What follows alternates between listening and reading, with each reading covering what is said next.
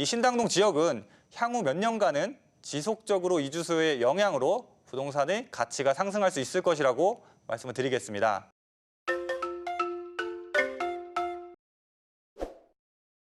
안녕하십니까. 드림 부동산 투자연구소의 남태훈 본부장입니다. 자, 이번 달은 이주 수요 호재가 기대되는 지역이라는 주제로 말씀을 드리고 있습니다.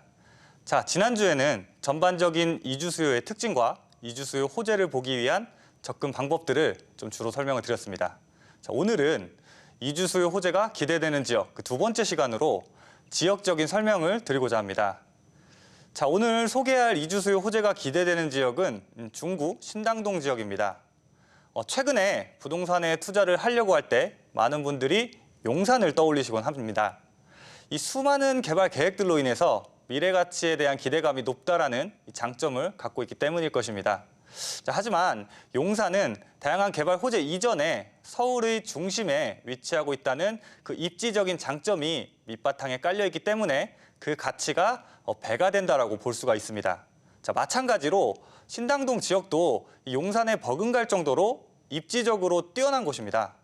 그래서 지도상으로 보면 위로는 종로, 광화문, 또 동대문, 또 아래쪽으로는 한강과 강남, 또 좌로는 용산, 우측으로는 왕십리와 성수동 등 이 서울의 주요 업무 지역과 2030 서울 플랜의 광역 중심, 또 지역 중심지 등의 그 중간 지점에 위치하고 있어서 서울 주요 지역들과의 접근성이 뛰어나다라는 이 입지적인 장점을 갖고 있는 지역입니다. 자, 또한 이 서울의 도심권인 중구에 위치하고 있다 보니까 아주 오래전부터 대중교통망과 이 생활 기반 시설들이 촘촘하게 갖추어져 있어서 지하철을 이용하기에도 편리하고 또 거주하기에도 편리해서 늘상 이 거주하고자 하는 거주 수요들이 풍부한 지역입니다. 자, 여기에 수많은 직장들이 위치하고 있는 도심 업무 지역과 또 동대문 업무 지역, 또 강남 업무 지역과의 이 거리가 가깝다는 점은 많은 직장인들의 이 거주 수요를 끌어들이는 요인이라고 설명할 수가 있겠습니다. 자, 그러면 본격적으로 신당동 지역의 이주 수요 호재에 대해서 좀 설명을 드려보면 신당동 지역은 앞서 말씀을 드렸다시피 훌륭한 입지를 갖추고 있지만 아파트보다는 주로 일반 주택으로 구성되어 있는 주거지역이 훨씬 많습니다. 자, 그렇다 보니까 주거 환경을 개선시키기 위해서 신당동 곳곳에서 재개발 사업이 추진 중에 있습니다.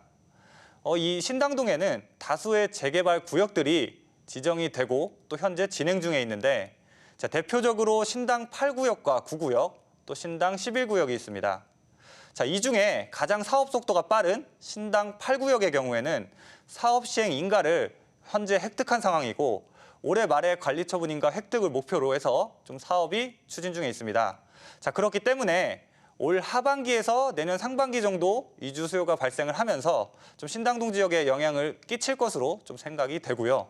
또 신당 9구역과 11구역 역시 조합 설립 인가를 획득한 상황이라서 이 사업이 예정대로 진행이 된다면 좀 머지않아 이주 수요를 기대해 볼 수 있을 것 같습니다.